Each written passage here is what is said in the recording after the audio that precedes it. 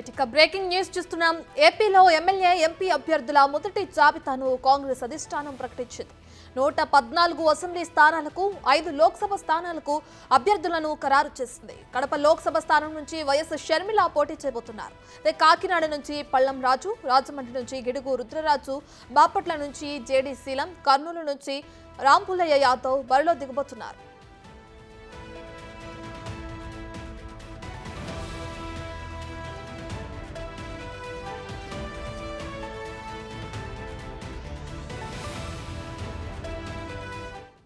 ఇదే అంశానికి సంబంధించి మరింత సమాచారాన్ని మా ప్రతినిధి శివ ఢిల్లీ నుంచి లైవ్ లో అందిస్తారు. సో శివ, ఏపీలో ఎమ్మెల్యే ఎంపీ అభ్యర్థులకు కాంగ్రెస్ అధిష్టానం 114 అసెంబ్లీ స్థానాలకు కానీ అటు 5 లోక్సభ స్థానాలకు కానీ అభ్యర్థులను ఖరారు చేసింది. అయితే వైఎస్ షర్మిల ముఖ్యంగా కడప నుంచి బరిలో ఉండబోతున్నారు. దీనికి సంబంధించిన డీటెయిల్స్ ఏ విధంగా ఉన్నాయి శివ? రైట్ రత్న, ఏపీ కాంగ్రెస్ లోక్సభ అసెంబ్లీ అభ్యర్థులకు సంబంధించి మొదటి జాబితా ప్రకటించారు. అసెంబ్లీ 114 మంది అభ్యర్థులతో, అలాగే లోక్సభ 5 లోక్సభ స్థానాలకు అభ్యర్థులను ప్రకటించారు. మొత్తం 114 లోక్సభ అసెంబ్లీ నియోజకవర్గాలకు సంబంధించి నిన్న కాంగ్రెస్ సెంట్రల్ ఎలక్షన్ కమిటీ సమావేశంలో తుది నిర్ణయం తీసుకున్నారు. ఇటు 5 లోక్సభ అభ్యర్థులకు సంబంధించి కూడా నిర్ణయం తీసుకున్నారు. ఇక మొదటి నుంచి అనుకుంటున్నట్లుగానే లోక్సభ బరిలో షర్మిల దిగబోతున్నారు. కడప లోక్సభ నియోజకవర్గం నుంచి షర్మిల పోటీ చేయబోతున్నారు. అక్కడ ప్రత్యర్థి తన సోదరుడు అవినాష్ రెడ్డి బరిలో ఉన్నారు కాబట్టి ఆయనకు వ్యతిరేకంగా షర్మిల అక్కడ పోటీలో ఉండబోతున్నారు. మరోవైపు కడప పార్లమెంట్ స్థానం నుంచి షర్మిల, కాకినాడ నుంచి కేంద్ర మాజీ మంత్రి సీనియర్ నేత పళ్లం రాజు పోటీలో ఉండబోతున్నారు. రాజమండ్రి నుంచి మాజీ పీసీసీ ప్రెసిడెంట్ గిడుగు రుద్రరాజు అక్కడ బరిలో నిలబోతున్నారు. మరో మాజీ కేంద్ర మంత్రి జేడీ శీలం బాపట్ల నుంచి ప్రాతినిధ్యం వహించబోతున్నారు. ఇక కర్నూలు నుంచి రామపుల్లయ్య యాదవ్ 5 లోక్సభ స్థానాలకు సంబంధించి అభ్యర్థులను ప్రకటించారు. మరోవైపు ఇటు 114 అసెంబ్లీ నియోజకవర్గాలకు సంబంధించి ప్రధానంగా చూసుకుంటే ఇక పిఠాపురం అత్యంత ప్రాధాన్యం కలిగిన పిఠాపురం, ఇక్కడ పవన్ కళ్యాణ్ జనసేన నుంచి పోటీ చేస్తున్నారు. ఇక్కడ కాంగ్రెస్ నుంచి పిఠాపురం మారేపల్లి సత్యానందరావు ఇక్కడ నుంచి పోటీ చేయబోతున్నారు. కొప్ప నుంచి గోవిందరాజులు, పొంగునూరు నుంచి మురళీమోహన్ యాదవ్, హిందూపూర్ నుంచి నాగరాజు, దెందులూరు నుంచి ఆలపాటి నరసింహమూర్తి, గుడివాడ నుంచి వద్దాడి గోవిందరావు, నందికొట్కూరు నుంచి తోగూరు ఆర్దర్. రీసెంట్గా వైఎస్ఆర్సీపీ నుంచి కాంగ్రెస్ పార్టీ తీర్థం పుచ్చుకున్న తొంగూరు ఆర్దర్కు ఇక్కడ సీటు కేటాయించారు. చింతలపూడి నుంచి ఎలిజా కూడా సీటు ఆశించారు. కానీ దీంట్లో ఇప్పుడు చింతలపూడికి సంబంధించి సీటు ఇంకా రాలేదు. ఇక నూజివీడికి సంబంధించి మరీదు కృష్ణ, ఇలా మొత్తం 114 అసెంబ్లీ నియోజకవర్గాలకు సంబంధించి అభ్యర్థులను ప్రకటించారు. అసెంబ్లీకి సంబంధించి ఈ లోక్సభకు సంబంధించి 5 లోక్సభ నియోజకవర్గాలకు సంబంధించి అభ్యర్థులను ప్రకటించారు. అంటే కాంగ్రెస్ పార్టీని బలోపేతం చేసే విధంగా కూడా కార్యక్రమాలు చేపడుతున్నారు వైఎస్ షర్మిల. దానిలో భాగంగా అభ్యర్థులను దాదాపు ఇప్పటికే ఖరారు చేశారు. ఇక ప్రజెంట్ అభ్యర్థులను ప్రకటించిన నేపథ్యంలో కాంగ్రెస్ పరిస్థితి ఏ విధంగా ఉంది, అభ్యర్థులకు సంబంధించి కానీ 5 లోక్సభ నియోజకవర్గాలకు సంబంధించి ఏ విధంగా ఉండబోతుంది అనేది మనతో మాట్లాడేందుకు మాజీ ఎంపీ, అమలాపురం మాజీ ఎంపీ, కాంగ్రెస్ సీనియర్ నేత హర్షకుమార్ గారు ఉన్నారు. వారిని అడిగి మరింత సమాచారం తెలుసు. సార్ చెప్పండి, ఇక మొదటి జాబితా కిందే ఒకేసారి అని ఇన్ని రోజులు లేట్ అయినప్పటికీ కూడా 114 మంది అసెంబ్లీ అభ్యర్థులు, 5 లోక్సభ నియోజకవర్గాలకు సంబంధించి అభ్యర్థులను ప్రకటించారు. ఏ విధంగా ఉండబోతుంది ప్రచారం కానీ ప్రణాళిక ఏ విధంగా ఉండబోతుందట? బాగానే ఉంటుందండి. కాంగ్రెస్ పార్టీ వరకు మరి ఇంతమంది అభ్యర్థులను ప్రకటించారు. ఈ అభ్యర్థుల్ని పూర్తిగా లిస్టు చూసేంత వరకు కూడా మనం పెద్ద అభిప్రాయం మనం చెప్పలేం. లోక్సభ వరకు నిన్నే మనకి ఈ పేర్లు మన అందరికీ తెలిసినాయే.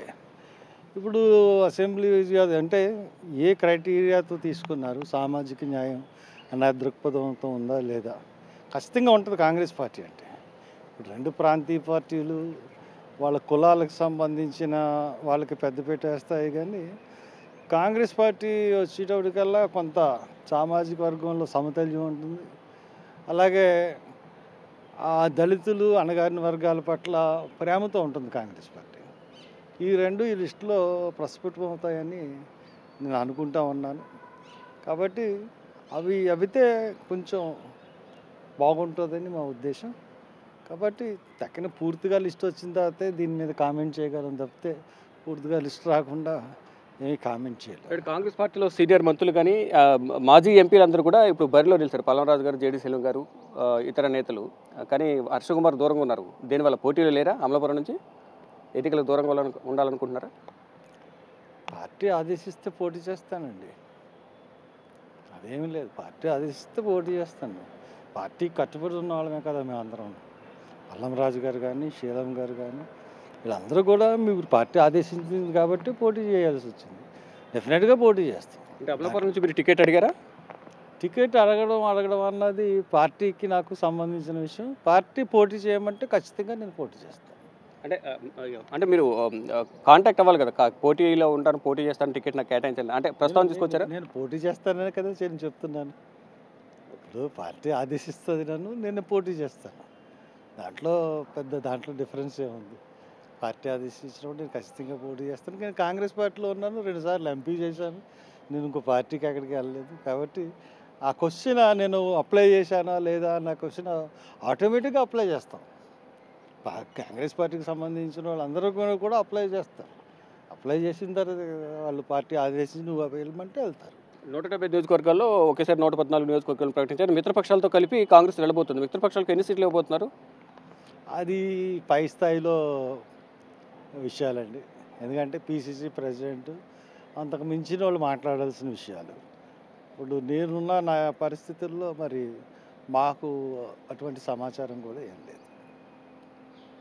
Right, thank you sir. మొత్తంగా చూసుకుంటే ఏదైతే 114 అసెంబ్లీ నియోజకవర్గాలు, మరోవైపు 5 లోక్సభ నియోజకవర్గాలకు సంబంధించి అభ్యర్థులు ప్రకటించిన నేపథ్యంలో అంటే గెలుపు ఓటములు అనేవి కూడా ఎవరి వరకు అక్కడ సీట్లు కేటాయించారనేది ఈక్వేషన్ చూసుకుని ఆ గెలుపుపై మేము ఒక నిర్ణయానికి వస్తామనేది హర్ష్ కుమార్ చెప్తున్నారు. అంటే అధిష్టానం ఆదేశిస్తే తాను కూడా అమలాపురం నుంచి ఎంపీగా పోటీ చేసేందుకు నేను సిద్ధంగా ఉన్నానంటూ కూడా తెలిపారు. అంటే నెక్స్ట్ 2వ జాబితాలో తన పేరు వచ్చేందుకు అవకాశం కూడా ఉందంటూ కూడా హర్ష్ కుమార్ తెలుపుతున్నారు. మొత్తంగా చూసుకుంటే ఏదైతే అభ్యర్థులను ప్రకటించారో అభ్యర్థులు అందరూ కూడా ఇప్పటి నుంచి ప్రజల్లోకి వెళ్ళి ప్రచార కార్యక్రమాలు పాల్గొనబోతున్నారు. ఇక 5 లోక్సభ నియోజకవర్గాలకు సంబంధించి ఏదైతే ప్రధానంగా మొదటి జాబితాలోనే అభ్యర్థులను ప్రకటించారో మొదటి నుంచి కూడా అనుకుంటున్నట్టుగా కడప నుంచి ఎవరు పోటీ చేస్తారు, షర్మిల పోటీ చేస్తారా, ఎవరు పోటీ చేస్తారు, మరోవైపు అసెంబ్లీ నుంచి అక్కడ ఉన్న పులివెందుల నుంచి ఎవరు పోటీ చేస్తారనేది ప్రధానంగా అందరూ కూడా మొదటి నుంచి కొన్ని ఊహాగానాలు వ్యక్తమయ్యాయి. దానికి అధికారికంగా నిన్నే సిఈసి సమావేశంలో ఒక అధికారిక ప్రకటన చేశారు. ఇక ఈరోజు డాక్యుమెంటేషన్ పరంగా ఒక అధికారిక ప్రకటన అయితే చేసిన పరిస్థితి కనిపిస్తోంది.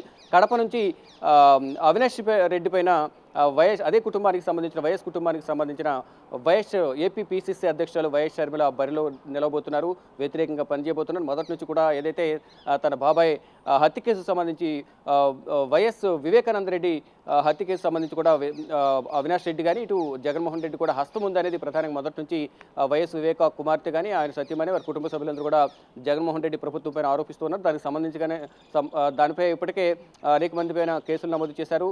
ఇటు అవినాష్ రెడ్డిని అరెస్ట్ చేసే సందర్భంలో కూడా అనేక అడ్డంకులు సృష్టించారు అనేది గతంలో వైఎస్ సునీతారెడ్డి కూడా ఢిల్లీ వచ్చి మీడియాతో మాట్లాడారు. గత 5 సంవత్సరాలు కూడా ఒక నిందితుడికి ఆశ్రయం కల్పిస్తున్నారు అనేది, తన తండ్రిని హత్య చేసిన తన బాబాయిని హత్య చేసిన వారికి రక్షణ కల్పిస్తున్నారు వైఎస్ జగన్, అవినాష్ రెడ్డిని పక్కన పెట్టుకుని అతనికి రక్షణ కల్పిస్తున్నారు అనేది ప్రధానంగా సునీత ఆరోపిస్తున్నారు. ఇటు మరోవైపు ఎవరైతే నేరస్తులు ఉన్నారో వారికి శిక్ష పడుతుంది అనేది ఇటు వైఎస్ షర్మిల కూడా చెప్తున్నారు. మొత్తంగా చూసుకుంటే ఇప్పుడు ఏపీకి సంబంధించిన కాంగ్రెస్ లోక్సభ అసెంబ్లీ అభ్యర్థులకు సంబంధించి మొదటి జాబితా ప్రకటించిన నేపథ్యంలో ఇప్పటి నుంచి మొత్తం ప్రకటించిన అభ్యర్థులందరూ కూడా ప్రజల్లోకి వెళ్లి ప్రచార కార్యక్రమాల్లో పాల్గొనబోతున్నారు. గెలిపే లక్ష్యంగా అందరం కలిసి పనిచేస్తామంటూ కూడా ఇప్పటికే కాంగ్రెస్ నేతలందరూ కూడా చెప్తున్న పరిస్థితి కనిపిస్తుంది. కొంతమంది సీనియర్ నేతలు పోటీకి దూరంగా ఉండి ప్రచార కార్యక్రమాల్లో క్యాంపెయినర్స్గా స్టార్ క్యాంపెయినర్గా పనిచేసేందుకు నిర్ణయించుకున్నారు. దానిలో భాగంగానే నిన్న రఘువీరారెడ్డి సిడబ్ల్యూసీ మెంబర్ రఘువీరారెడ్డి కూడా పోటీకి దూరంగా ఉండి అభ్యర్థుల గెలుపు కోసం పనిచేస్తారంటూ రఘువీరారెడ్డి తెలిపారు. మరి కొంతమంది సీనియర్ నేతలు కూడా పోటీలు లేకుండా పార్టీ ప్రచార కార్యక్రమాల్లో పాల్గొంటూ అభ్యర్థుల గెలుపు కోసం పనిచేస్తామంటూ